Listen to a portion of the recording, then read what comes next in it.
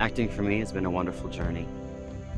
You go out and you audition for a job, you audition for another job, you get 100 applications, you get 1 acceptance, 99 rejections. And in that, it's easy to get wrapped up in, am I accepted by the people I'm working with? Am I good enough? Am I talented enough? Am I going to get up the next rung, the next ladder to get to the pinnacle of my craft? And when you look at your life as a body of work, when you look at your life as a cumulative, how am I serving God? It's much easier to be content in both the high and the low places. It's much easier to keep the perspective of who am I doing this for? Why am I doing it? Why am I doing this rather than a desk job where I could be making more money? And that keeps me calm.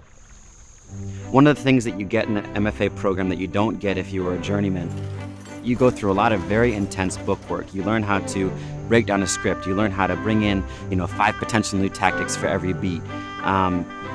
You learn a lot about getting into the mind of a character, free writing, imaginary work.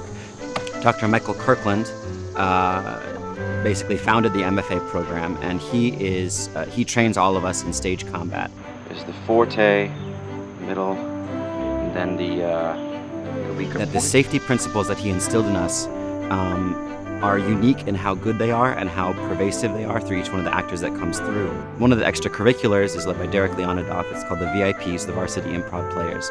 And it was some of the best acting training I've ever received in my life, because you have to feel free to create even when under pressure. And you have to give yourself the liberty to fail big, because only then will you be able to succeed big. You see my guitar?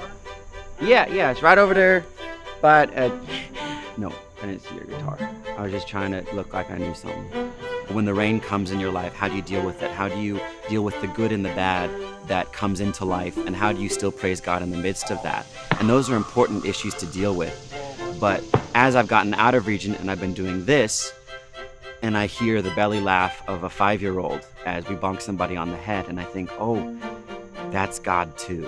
And so in my own little way of playing a crazy character on stage that has a lot of foibles and mistakes and weird tics, that I can identify with people in the audience.